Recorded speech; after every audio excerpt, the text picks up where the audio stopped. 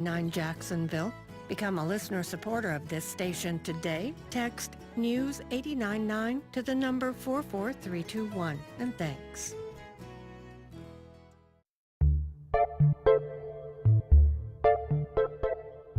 Hey, you are listening to First Coast Connect. It's Friday morning. Good morning. Coming up on the show, Randy DeFore's withdrawal of consent from the city's general counsel, the partial collapse of a parking garage in Riverside, Jacksonville's homicide rate, and the Jaguars' regular season home game against the Kansas City Chiefs. This is what we're going to dive into today at the Roundtable, the Media Roundtable. I've got all sorts of distinguished guests around me. I'm Al Letson, and we are going to be here for you for the next hour, so tune in. You've got our number. Give us a call and join in, 549-2937. We hope to hear from you. All of that ahead after today's news.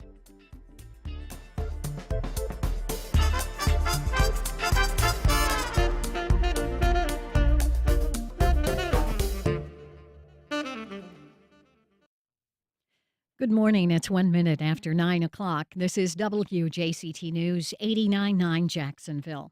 Civics literacy exams like the ones required by Florida schools do not encourage more young people to vote, according to a new study.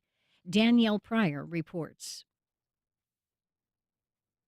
The Florida Civic Literacy Exam is a computer-based assessment that measures students' civics know-how. Since 2021, all students in U.S. government classes in the state must take and pass the exam. A new study out of Pennsylvania State University found that tests like these actually don't improve voter turnout amongst our nation's youngest voters.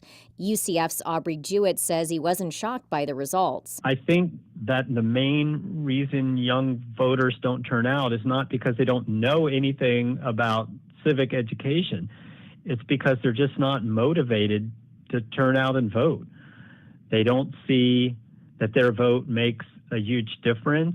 They don't feel that most politicians are addressing issues they care about.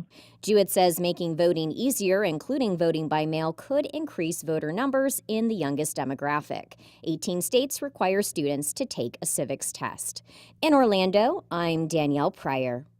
Jacksonville's going to honor National POW MIA Recognition Day today and tomorrow at the Museum and Memorial at Cecil Airport on the city's west side. The Recognition Day was established in 1979 by then-President Jimmy Carter to remember and honor missing and captive military personnel. Jacksonville's National POW MIA Memorial is centered around the former Naval Air Station, Cecil Field's Chapel of the High-Speed Pass. That's at POW MIA Memorial Parkway. This is WJCT News 89.9 in Jacksonville. Opinions expressed on the Friday Media Roundtable are those of our panelists and do not necessarily reflect the views of WJCT News. I've got to agree. No, because fuck orchids. Fuck orchids.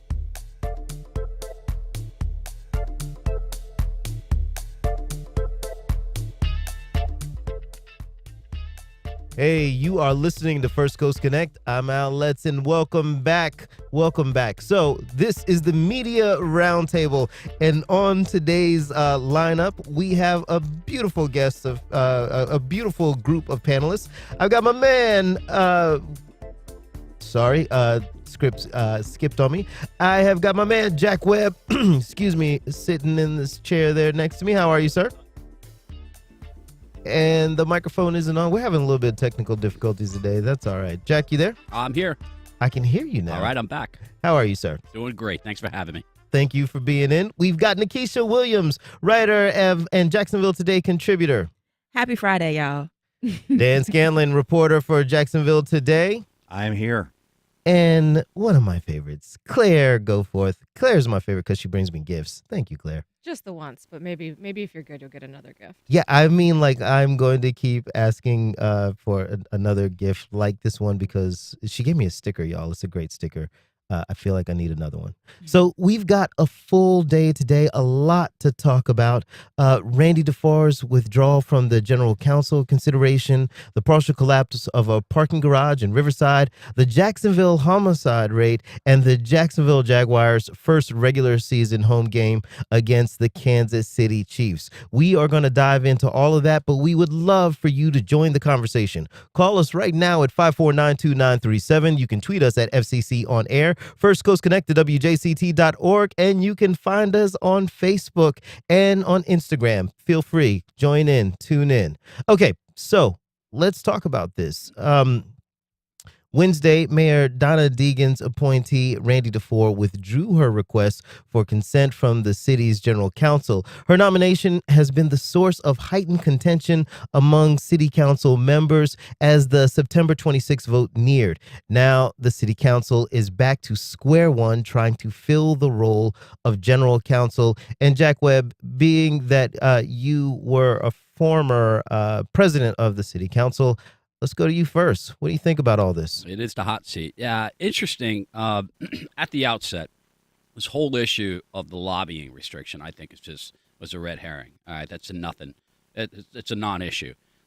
It came down to whether or not, whether it's politics or it's qualifications. I don't know. But the council president said, "Listen, we're going to vote this thing." It was obvious that Mr. Ford did not have the votes.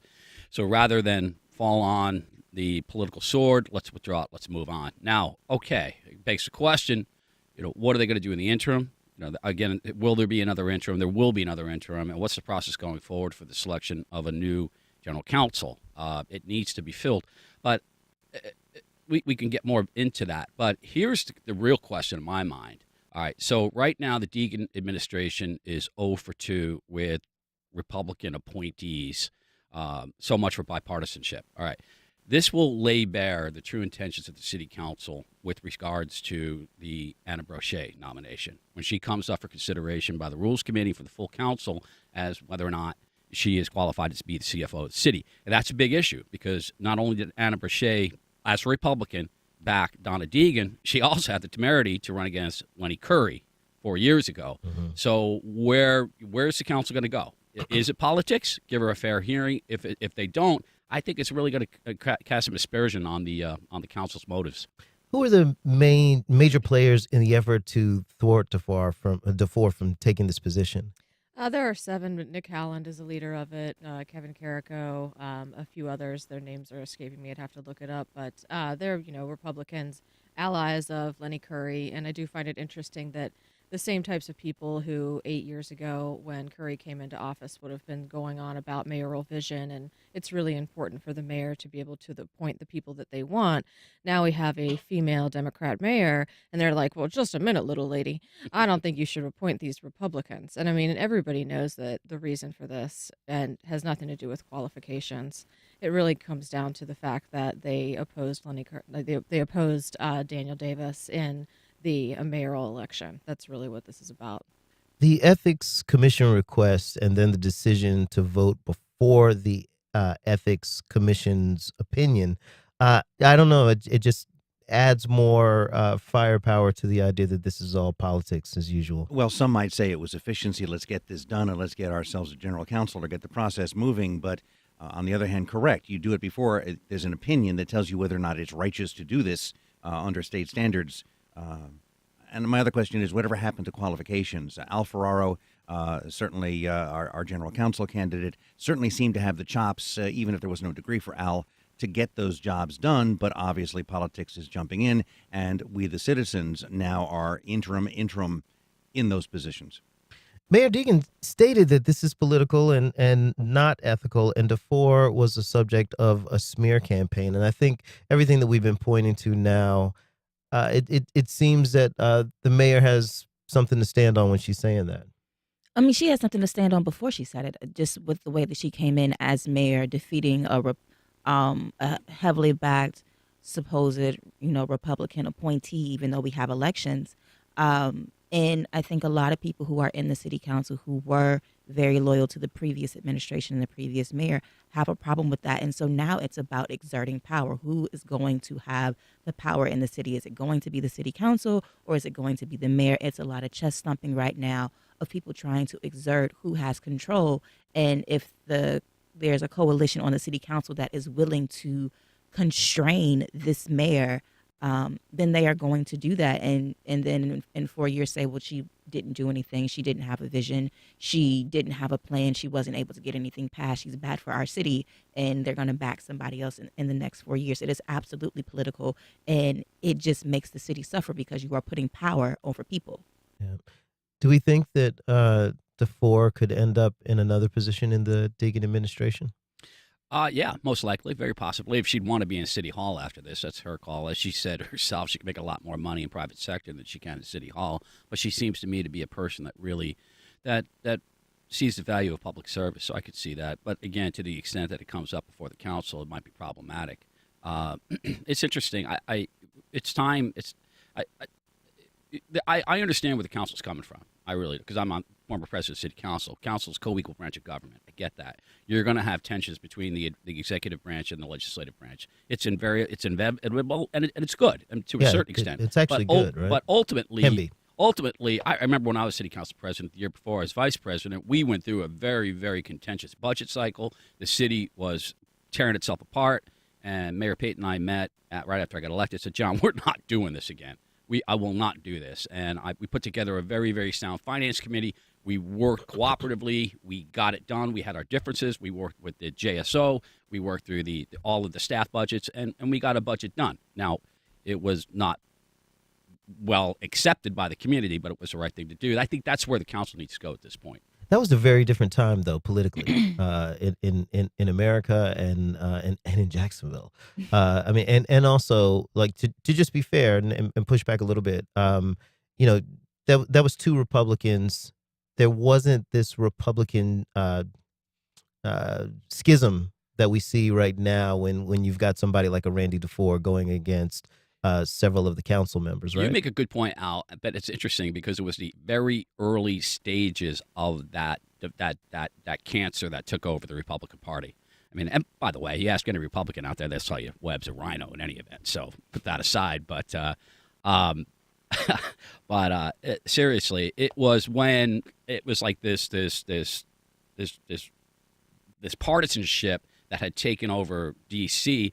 started to permeate and kind of manifest itself on a local level, and it made absolutely no sense. But that's when it was starting. Yeah, you look like a human, not a rhino to me. But I would say the question I have then is, like, how do we go forward?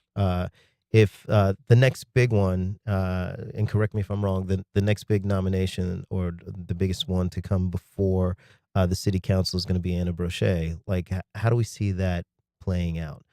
Because she definitely ruffled some feathers on the Republican side, even though she is a Republican. Well, just a little quickie here. The 26th, meeting of the 26th, Ron Sandelum, the president, asked for it to start 2 hours earlier. It will start at 3 o'clock on that Tuesday because of certain items that are on there. And the general counsel's office says certain other items that people expect to see at 5 o'clock, 6 o'clock have to remain where they are, quasi-judicial things like that. Mm-hmm. But because of budget items and things like that, it's starting earlier. And I've been here for 40 years. I don't ever remember a council meeting being pushed earlier to give 2 more hours. So it's going to be a busy night, and I think that portends a busy summer and fall. If they succeed in blocking all of the mayor's nominations, where does that leave us as a city? How do we move forward from that? I mean, we'll have key offices that are left vacant or with interims. Mm-hmm. That's going to be problematic for cohesion and for continuity as we move forward.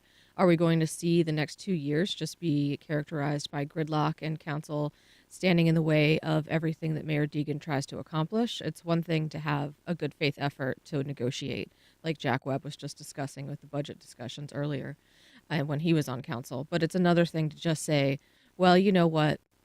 Inside of themselves to be like, well, she's a Democrat and these Republicans supported her. And so we're just going to throw every roadblock that we can in her way and waste everyone's time, quite frankly. I mean, sure, we'll all get bylines out of it, right? We'll get some talking points, but at the end of the day, are you doing this for the good of the city? Or are you doing it because you really want to be an obstructionist and show your loyalty or fealty to your allies?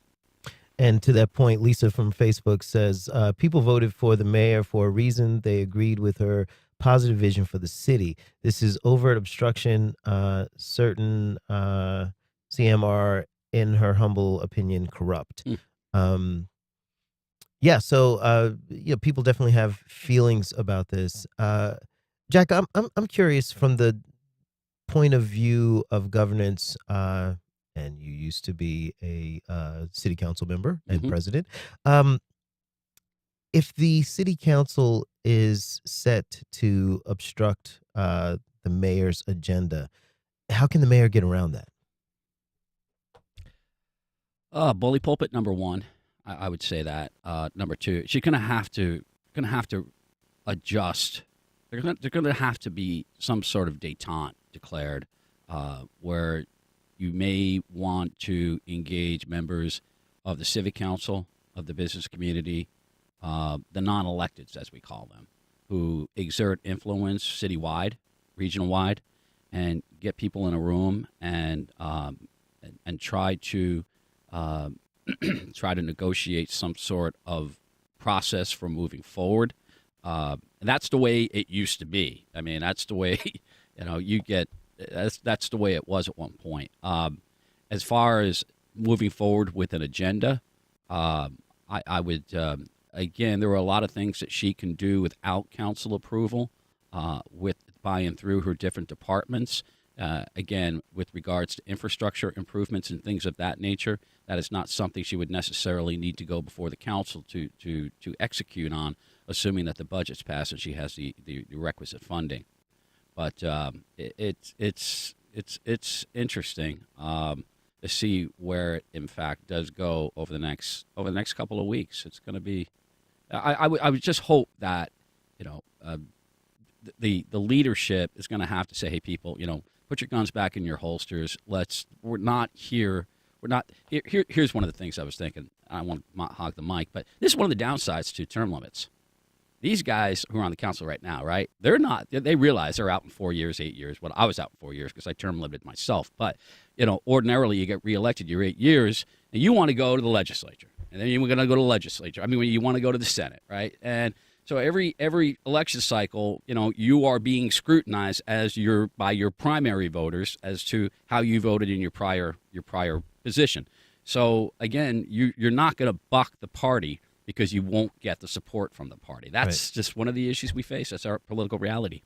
I'm Al Letts, and you're listening to First Coast Connect, and this is the Friday Media Roundtable. You can call us at 549-2937. You can tweet us at FCC On Air, First Coast Connect at WJCT.org. You can also find us on Facebook, Instagram, YouTube. You know the routine. Join in, talk to us. We want to hear from you. So Tuesday afternoon, a portion of the top floor of a 3-story parking garage at Ascension St. Vincent's Riverside on King Street collapsed, damaging several cars. Luckily, no one was injured. So this same builder, Baston Cook, was the lead in another parking garage that collapsed in Atlanta, Georgia in September of 2020. They defend their work, saying it passed safety inspections in 2007 at the time it was built. Thoughts on who may be responsible? Well, it's a single slab that went down, and it came down at one end, so it could be any number of issues, and we won't know. Inspectors haven't gotten out there. The city told me the other day, after I'd been out there, and thankfully found that no one had been injured, just people sort of scared stiff in the stairwells that had to be let out by police, is that the property owner's responsibility is to maintain the structure. During construction of those parking garages, the city does inspect it, but once that's done, it is up to, in this case, Ascension St. Vincent's to inspect, and I believe there hasn't been one in a while. The other issue in Atlanta from the same company, some workers were injured. Apparently, Baston Cook did have a statement this week saying they stand by their work, and so far, St. Vincent's has only said that, the investigation is underway. But I'll tell you, driving out there, Al, guys, I was scared stiff. In my mind, I'm thinking condo tower collapse in Miami. I'm thinking the 2007 collapse of the Berkman parking garage that killed a worker, and wondering what am I going to find when I got out there. And then thankfully, it was just a lot of investigation. Everybody got out. But I talked to one guy who was in the doctor's office right next door, and it's connected to the parking garage. They share walls. He said they heard a bang. They went out, and this thing had gone down. And all he can think of, because it was 9/12, was 9/11. He'd watched it on TV the night before as the World Trade Centers collapsed, and all he could think of was the collapse of another building. Yeah, it's scary. That hospital is in my neighborhood. That actually, like that, I remember that parking garage specifically because my son was born in that. My youngest was born in that hospital, and that's where we parked, or where I parked. But so yeah, it's scary to think that the buildings that are all around us, if something went wrong or there wasn't an inspection, that something like this could just happen, like a nature, excuse me, not nature, but like clearly something went wrong somewhere along the line. And is the building code to blame here? I mean, for years, developers have basically had their way with the building code. Jacksonville caters to the interest of the developers. You look around town, you see the clear lot development, you see these homes getting thrown up, these condos getting thrown up made of ticky-tacky and particle board. That parking garage was finished in 16 years ago. I live in a home that is 60 some years old, and it's never collapsed on me. And I feel like if it collapsed, then there's got to be a reason that's not just, well, who knows, let's just pass the buck around until everybody forgets. There's something went wrong. The city also had told me this, that once once the people do the inspection, the city does not require a copy of that. So there are no copies of the inspections that have been done past or post construction. I think this is a bigger issue than anyone really has thought about at this point. I mean, this is a project the administration, the city council could work on together, because there is, Claire, you were asking about, okay, was it built, was it an inspection, was it a standards issue at the time of construction? Probably not, because when they certify and they sign off on the building in 2005, or the structure in 2005, it's fine. Okay, great. But there's no statutory scheme for any further inspection. I would assume that it's driven by insurance considerations. If you want the insurance or insurance building, you're going to have inspections to make sure that it's structurally sound. But okay, that didn't occur here. It's interesting because the legislature, after the collapse down at Sunrise, passed a statute that required annual inspections of condos. All right, so they did that. They recognized there was a problem. And then that year as well, New York City passed another ordinance of their own, Local Law 126, that required, and they based it on the condo collapse of South Florida. That was justification to require annual inspections of parking garages. Now, you've got these garages that are open to the elements, okay? So you're getting water intrusion.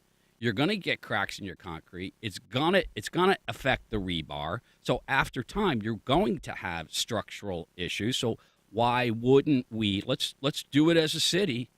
Let's be a model for the rest of the country. Let's work on comprehensive legislation at the council level with the administration to provide for. And there are companies out there that do this all over the country that come in and provide these inspections. So you could get industry support for this easily, because Batts and Cook, who built it, they don't want to get sued. They don't want to get sued on this after they sign off a building in 2005. So require that the owner of the owner of the building or the structure have annual inspections. Makes sense to me. Roads and bridges are open to the elements as well. And our roads in Jacksonville are trash as well. And our bridges, I mean, if you look at the bridge report, it is really alarming to know how many structural deficiencies there are in bridges. And this is, to your point, Jack, an infrastructural issue across the country. And a lot of those bridges right now are on a list of construction projects because of how bad they are. Sure. Yes. And this isn't just a problem that affects Jacksonville. This is a problem throughout the infrastructure in the United country is horrible compared to other countries in the world, including the neighbor to our north, Canada. The difference is night and day. And I think there's a confluence of issues here with the parking garage collapse. It is absolutely could be a structural issue because of the erosion. We've had major hurricanes that have come through the city that really affected the Riverside area with lots of flooding, with lots of rain, with lots of wind damage. So that is a problem as well. But also, if it passed inspection in 2007 and it's been 16 years since it's last been inspected, if that's not the developer's fault, then that is the fault of the property owner, which would be the hospital. You just said your house is 60 years old and it's never collapsed on you, but I bet you also do maintenance on your house as well.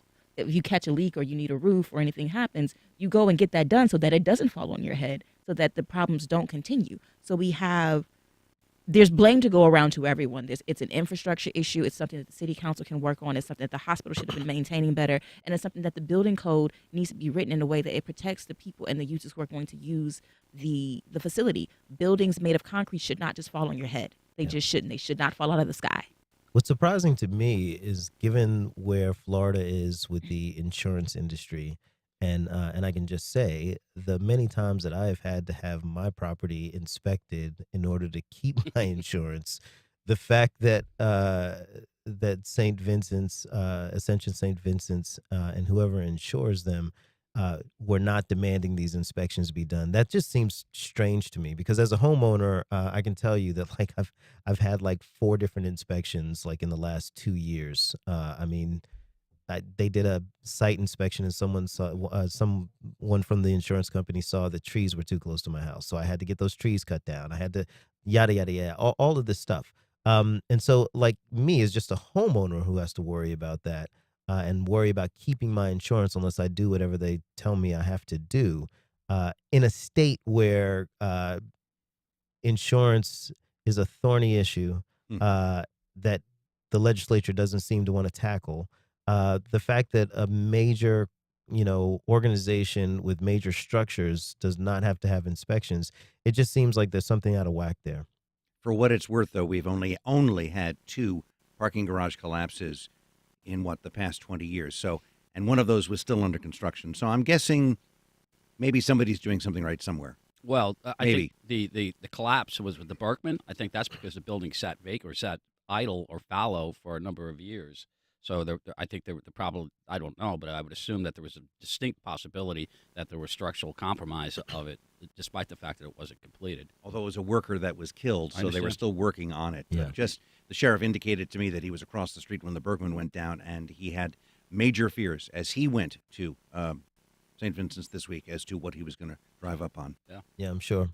According to the Times-Union, Jacksonville reached 100 homicides September 9th.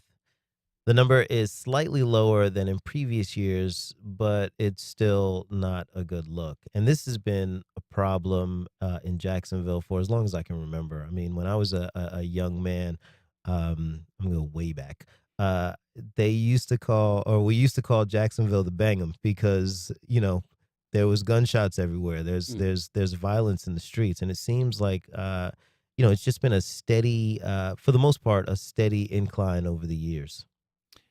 And think about what's just happened in the past few days. Yesterday morning, a person driving by sees a car with bullet holes in it and finds a dead woman inside. We find out 2 days ago that a guy by the name of Ty Head is the one responsible for shooting the woman in the car, Paige Pringle, and Tara Baker, who was on a bicycle. And then the next day ends up in Nashville and kills himself. And forensics, thankfully, were able to do matches on the shells between the 2 cases and determine who it was.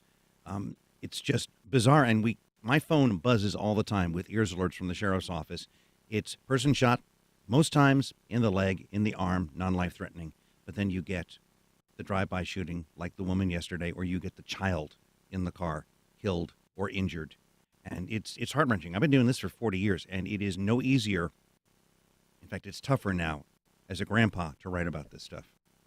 Yeah, the random acts of violence that happen throughout Jacksonville are tragic and horrific, but also the gun violence epidemic that happens in certain neighborhoods in Jacksonville. I think that like what can happen in Jacksonville, because it is such a big city and because we're so spread out. I mean, like the great thing I love about Jacksonville is you can stay within city limits. You can go to a farm. You can go to an inner city. You can go to a beach, like all of that stuff. But I think that great distance also kind of keeps us disconnected in a lot of ways. And if the violence is concentrated in certain parts of town, it's really easy for other parts of town to not pay attention to that violence. to not see the weight and what it carries because you're not confronted with it. Amen to that. I mean, you look at the numbers, right? Last year, I think we hit this number. I guess the number they hit 100 on September 14th. Last year was August 14th. Yep. And last year it's hitting predominantly black communities. Last year was 71 black, 23 white. This year is 81 black, 16 white. So it's just the numbers are getting worse, but it is, it's hard because again, you talk to people down in certain areas of the city, and quite honestly, there is a disconnect. Yeah. They don't seem to understand. People don't seem to understand that we are one city and it affects us all. But what's frustrating as well is the lowest number was 86 back in 2011. 2011 would have been the third year, effective year of the Jacksonville journey that was passed in 2007, 2008. Okay, so we invested as a community, we invested as a city, and you know what? Apparently, it worked. But then a new administration comes in with a new council, and because it's not a dedicated funding source, it's subject to the whims of 10 votes at council time. Votes go away, right? The support went away, and we're right back where we started. But I've said it on this program before. I've said it in my columns. Excuse me. Crime, most often violent crime, is intraracial, which means it'll be black on black crime, white on white crime, whatever. But also, crime is not the only problem. There's it's a result of a bigger problem, which if we look at Jackson, when we look at where the murders are happening and where everything is happening, it's a result of poverty. And I will stand on this all the time. When you don't have resources, when you don't have basic necessities, you adopt a mentality of, I have to get it no matter what. And if there is someone standing in your way of getting whatever it is that you think you need to survive, you don't have the kind of empathy and compassion for that person's life because you're concerned about your own. So when you talk about the Jacksonville journey that was then replaced by a new administration with the Kids Hope Alliance and the investment in the community and in community programs and prevention programs, and not just juvenile justice, I mean actual prevention programs that don't incarcerate children, but actually work to rehabilitate and restore them. You can't do that without community support and community buy-in, and that means you have to be a member of the community. And again, you cannot police your way out of these problems. Ramping up the police force and ramping up the police budget does not address what's underlying the crime. And as we hit 100 homicides this year, and the number's only going to go up because we have more months left of the year before the year is over, we're still not addressing what the actual problem is, and that's what's going on in these neighborhoods. What is the breakdown? I'll never forget a few years ago when I was still working at the television station, a 7-year-old boy was murdered. And when JSO finished their investigation, they found that boy's murder, which was accidental friendly fire from some type of gang shooting, was connected to 5 other murders in the city, including that of a grandmother and of a couple that was murdered at a club on Easter Day. So when we think about crime, it doesn't happen in a vacuum, and there are larger issues at play. And so we've been talking about the mayoral administration, the city council, and the tensions there, just as infrastructure is an issue for them to partner on and to better the city, working on poverty and crime and things that are endemic to neighborhoods that have been underfunded and under-resourced and been decimated by political willpower of one party or another in the name of power over people. These are opportunities for the city to actually come together. And what was the motto a few years ago? One city, one Jack, something like that. To actually do that and be that and to work together across the aisle to address the actual problems in the city instead of fighting over who's running the city. Why don't you run it together and make it better for the people who live here? Because this keeps happening. We've been over 100 homicides every year since 2011, and the police budget has only gotten bigger. So something's not working. Right. It's you continue, like you see the numbers keep going up, and the what the conventional wisdom says is that we need more policing to handle this. But as we get more policing and we give more money to it, and also I think that, like, to be fair, we ask police departments all over the country, not just in Jacksonville, all over the country. We ask police departments to do everything. We ask them to come out and be mental health counselors. We ask them to come between domestic disputes. We ask them to stop crime. We ask them to do all these different things. And then when you look at this violent crime, what we're really asking them to respond to is, as Nikisha said, the foundation is poverty. The foundation is lack of investing in neighborhoods. I did a story once for Reveal. It was about the drug trade in Chicago.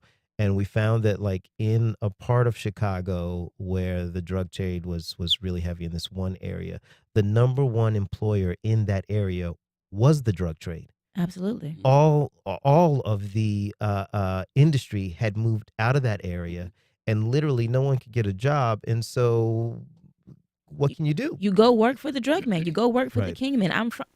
I'm from Chicago. I know the neighborhood that you're talking about. And while that's not as bad in Jacksonville, Jacksonville is still considered the murder capital of Florida. Yeah. That's not a good thing. And yet we have kids. We have kids who have been tracked to being at the bottom rung of those drug organizations. They're the runners. And they, because life is cheap, as you said, you diss me, I diss you, you shoot me. My brother's going to shoot Sure. you in retribution, and it's a never-ending cycle. And unfortunately, that's been the way it's been since, I guess, the mafia and maybe the colonists even. But it's just, it's just Since Cain and Abel. And I've been covering this for 40 years in the city, and it is painful to do this. And when you think of the innocent victims, like a little girl killed in the front room of a house, protecting her younger sister in a drive-by shooting that was aimed at her uncle, you just can't wrap your head around how we can degenerate to that. I mean, we would be remiss to talk about this without mentioning the effect mass incarceration has on Black communities in America. You know, you see the school to prison pipeline. All these people end up incarcerated for a long time. Tends to be Black men. If you look at the incarceration rate in Florida, it's so high for Black males and females. And you take all of these people who could be productive members of their communities, who are parents and grandparents and uncles, then they're not there to support these children, to be, role models to these children, and they're left to their own devices.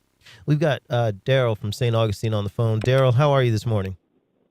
I'm great. Thank you. All of that, what you guys just said, was very appropriate, very well said. And you've got to deal with the poverty. You've got to deal with the employment. But I don't think that there's going to be any real movement on this until the American people have to look at the violence. We had response when we had to look at the George Floyd. We had response when people saw dead bodies coming back from Vietnam. When you start showing children or that little girl's body shot up and dead, the American people will not tolerate that. But we keep saying, oh, there was a drive-by shooting here, there was a murder there, none of it matters until you have to look at it. When they have to look at dead children in these schools and all of these things, then the American people will get behind a change. But they're not going to do it if we don't force them to look at the ugliness of all of it and that violence. Daryl, thank you so much. I appreciate your comment. I would push back a little bit because I think that America does not look at like inner city violence. We don't want to see that. And like that can just stay in the inner city is kind of the way America looks at it. But when you think about gun violence in the country, like we had what happened in Newtown, which killed so many young people that it was evident. Everybody saw it. And what happened in that, we didn't get any change in our gun laws at that point. We didn't get any change in the way not politically, we didn't get any change, but what we did see is we saw figures like Alex Jones come into popularity based off of denying that it actually happened. And so which I think like points to something a little bit deeper than just saying like we should show it to them. I think what people like Alex Jones point to is that there's a sickness in this country. And there are people out there that spread that sickness like Alex Jones. But it's not just that is sickness. And I would push back a lot because just as we were talking locally about the council prefacing power over people, I think nationally we preface guns over people. There are over 400 million guns on the streets in the United States at this moment when we have a population of 330 million people. That's 70 million more guns than there are people. And not all of them are obtained legally. And some of them that may be obtained legally are done through loopholes, as we saw with the August 26th shooting in Jacksonville that killed 3 people. That gun was obtained legally. The guns in Newtown and in Uvalde and in Columbine, we can run the names, we can run the numbers, we can talk about how much we've been seeing murder, death, and violence on our television screens for decades. And no one cares because you preface the right to bear arms over the right to live. And I have seen dead children. I've seen teenagers with bullet holes in their chest. It haunts me to this day. It literally does. And so I'm very glad now sometimes that the police keep us a block away from all this stuff. And we're going to go to the phone. We've got Susan in Mandarin. Susan, how are you this morning? Well, what y'all just said was really sad. But in gun violence and too many guns in the street is horrible. But my question was a different angle, kind of what Nikisha was talking about before. Some of the other solutions. I was listening to the school board meeting, and they just got a big grant for restorative justice program, and it's only going to be in some of the schools. And I don't know if y'all know more about it, but maybe you could talk about it and see if you think it's a good solution. But so if some kid misbehaves, and he has to be reported, or if it's a reportable offense. But then after that, they get the group together and talk about it, because it seems like that's part of our issues. I last time out talked to a woman that called in and said, "Why are you talking about race all the time?" And he just had such a great answer, and I thought, this is dialogue. We need to talk to one another. And is that a restorative justice? Like Nikisha said, we have to have empathy for one another. Thank you. Susan, thank you so much. Nikisha? So like restorative justice comes out of the school of thought of what we're calling modern day abolitionists. And so they're abolitionists against the prison industrial complex as well as detention centers for immigrants. So when they talk about prison abolition, which was formerly had the moniker, defund the police, it's not so much we're defunding, but we're looking at new ways to think about what to do when people commit crime that does not always include warehousing people in prisons, as Claire mentioned earlier, which is behind the prison industrial complexes, which incarcerates more often than not more Black men than any other race or gender in the country. So when we're talking about restorative justice, we're also talking about another topic called community care and protection, where you are able to hold the person who has committed an offense accountable without putting them into a criminal legal system that is only looking at the legal ramifications of what they did and not getting to the heart of why they did what they did. And so it's a model that is gaining traction among liberal progressive circles, but not everyone is on board with this. I think at a school level, especially when we think about the Graham Parks and the Maddie V's here, that are those like last stops before children are actually incarcerated within the juvenile justice system. This is an opportunity to see, can children who may be going down a wrong path are considered, at risk, be taken into this program and rehabilitated or restored, or just giving another opportunity to not go in the direction that they're going. I think it has less traction when we get to adult crimes because they tend to be more heinous. And so there's a lot of squabbling about what restorative justice looks like at all levels, but it is a conversation that is being had. And we're going to go to the phones. We've got Bill in Orange Park. Good morning. How you doing? Good. Yeah, I was just listening to your program, and I'm from New Haven, Connecticut, and I know people want to hear that about Northerners, but the point is, when you look at communities, there's always a lot of money spent in redevelopment. Every so often the city will come together and they'll put together a redevelopment plan, and it has an impact on the community. But New Haven, they took another direction. They had quite a few little neighborhoods in the New Haven area, and the crime rate was really high. But what they did, they paid attention to those areas and improved the quality of life for people in terms of housing, transportation, and things of that nature. So now, when you look at New Haven, you've got these circular areas around downtown, and downtown has become like the backyard for New Haven in terms of people congregating, and they really didn't have to do anything about development about downtown or redevelopment about downtown, because when visitors started to see the opportunity of the traffic coming through there, they came in themselves. The other issue, too, real quickly, is that Keep it quick, buddy. Sorry, yeah, okay. we got to keep going. Okay, okay, go ahead. No. Go ahead. Just we got to keep going. Okay, in order to have a decent quality life in the community, taxpayer dollars have to stay in the community. And we look and see what's going on today with cities, towns, and states. They're giving away tax credits to corporations to move into areas. But when you look at that process, is it really a fair return on the dollars? Because most of the people that work in Jacksonville don't live in Jacksonville. St. Johns County, Clay County, Nassau County. Corporations today have a new way of operating. It's called outsourcing. So the entry-level positions, which really could help inner city areas, are outsourced. Yeah, Bill, we got to wrap it up, but I really appreciate your call. Panelists, any thoughts on what Bill had to say? I mean, amen to that. I mean, I get it. One of the communities he failed to acknowledge or mention was Orange Park.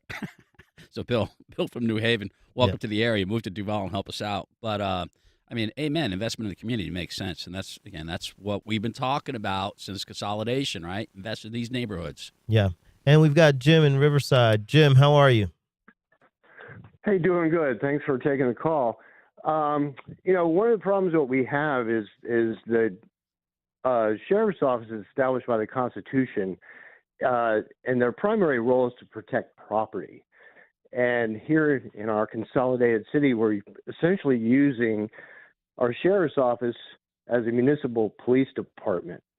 And we think we're saving money, but really we're losing lives because we don't have the properly functioning municipal police department that we need for a city this size. Jim, thanks so much for the call. At least there are some programs out there like Bishop Guns and Operation SOS that works with children in the Duval County school system for a decade now, and they are showing success. We don't really hear much about them. Police Athletic League is out there. The sheriff's office is hiring a few more mental health counselors to ride with officers to try to divert someone with an issue. The 50 hours of mental health training that they get. Well, but there's a mental health. Qualified.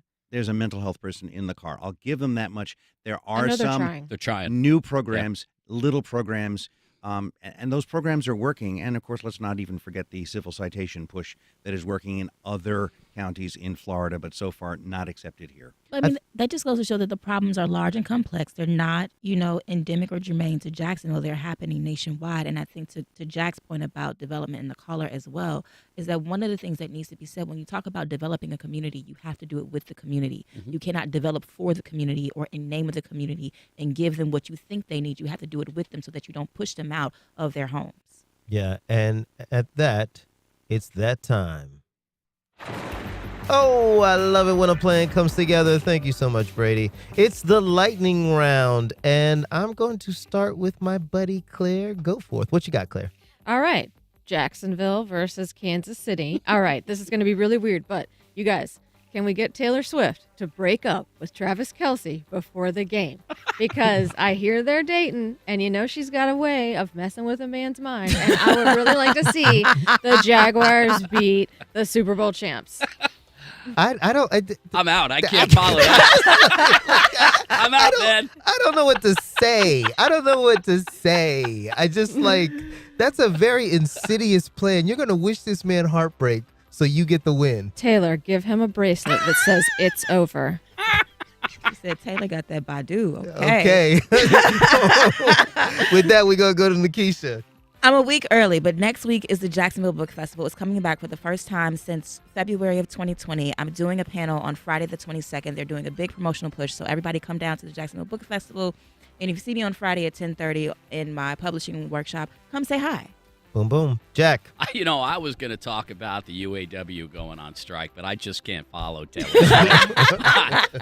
I ain't going there, man. I want to be asked back to this program, okay?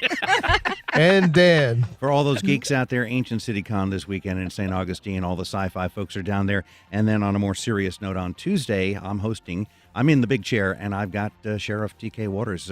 So think of some questions for the Sheriff of Duval County. Yes, it's me. Hi, I'm the problem. It's me. You get it, Al. You get it. I think I just outed myself as a Swiftie. I think like, you did. I'm a Swiftie and a Beyonce fan. Like, I mean, what can I say? Hey, come on. Annette can hire you then. Yes, there we go. And that is our panel for the day. Everybody, thank you so much for coming in. Jack Webb, Dan Scanlon, Claire Goforth, and Nikisha Williams. We will be back after this break.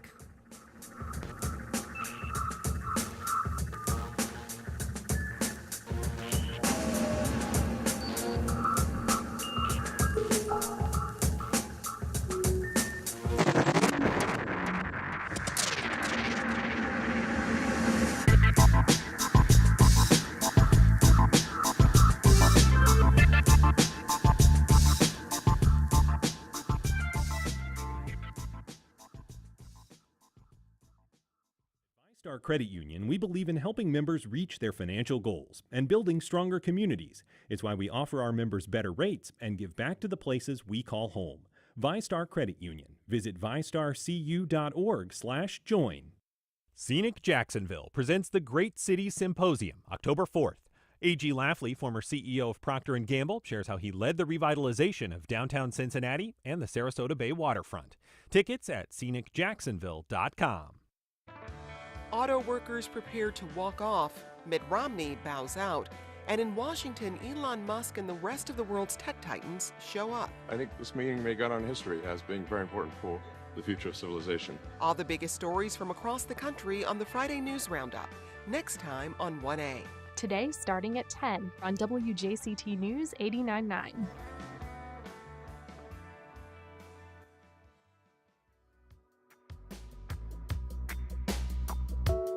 Welcome back. You're listening to First Coast Connect. I'm Al Letson, and it is Friday, y'all. It is Friday. Oh, my goodness. It's Friday. Please, somebody buy me a drink. The Jacksonville Symphony is back. It kicks off its 2023-24 season tonight with a community concert. Here with a sneak peek is none other than Courtney Lewis, musical director of the Jacksonville Symphony. Courtney, this is the first time I've met you. But it's a great pleasure. It's a great pleasure for me because I see your face like it's in the airport. Like, I'm like, that suave debonair man leads my symphony. It's amazing. You've got to take a selfie with the picture. We have to do it. We have to do it. So first off, how far in advance do you plan these concerts? We tend to plan 1.5 years to 2 years ahead of everything. Mm-hmm. Now, this weekend we have the community concerts tonight and tomorrow night, which is one of my favorite times of the year because we invite the whole community for free into Jacoby Symphony Hall. But unfortunately for your listeners, those concerts are completely sold out tonight and tomorrow. So I'm very excited about 2 weekends from now, September 29th and 30th, when we open the classical season. That's really when we start with our serious programming. But I say serious, still lots of things for everybody to hear. And we're particularly excited about that weekend because alongside favorites by Beethoven and Schumann, we're giving the world premiere of a brand new organ concerto by the composer Lowell Lieberman. Oh, wow. Being performed by Grammy-winning organist Paul Jacobs, the first ever organist to win a Grammy. Wow. People might not know, but in Jacoby Symphony Hall, we have a beast of an organ. Huge. An absolutely incredible instrument. And there isn't a whole lot of music written for organ and orchestra. So we've made it one of our big priorities to commission as many composers as possible to write for this great instrument. So this is a really exciting time for people who haven't maybe heard the Jacksonville Symphony before to come and hear the orchestra and experience this tremendous instrument and the organ as well. If you haven't been to the symphony, you are missing out. It is a jewel in this community. And just going into the Jacoby halls, like it gives me chills. Like, it's a very special building. It's so special, and the musicians there. I'm such a symphony nut. I'm hitting you up for free tickets. Please do. I'm joking. I support the things that I love. Like, you should support WJCT during this pledge fund drive. But I support it. I love the symphony. So What else do you have coming up besides the show in September? Or So we have October? lots of music. If you check on our website, you can see music. We play music for films. We play kids concerts, education concerts, Symphony in 60 when we perform rush hour concerts on Thursday nights when you can come after work. Something that we're starting new this year is because we play so much new music now, people tend to think of classical music as being old. I'm very keen on classical music also being the music of today and commissioning today's composers.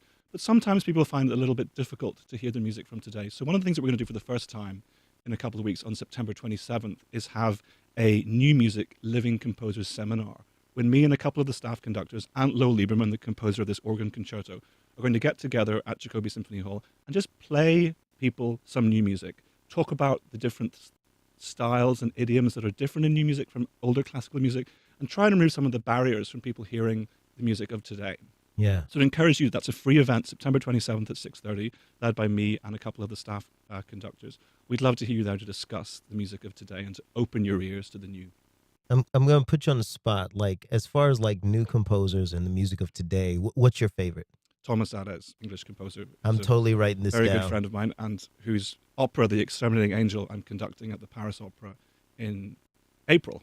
Wow. Adès, A-D-E-S. Yes. He's the top of my list. And so for people who are not, like, I will admit to you that, like, I love classical music, but I don't know who I'm listening to. I mean, obviously, I know Beethoven, I know Bach. My personal favorite is Ravel. Oh, I love Ravel. Ravel is so good. He's my dude. Mm-hmm. But when I'm listening to like a station or whatever, like I'm not checking like, you know, who are the greats and all of that. I'm just enjoying it. What would you say is like a good entryway into classical music? Coming to a concert.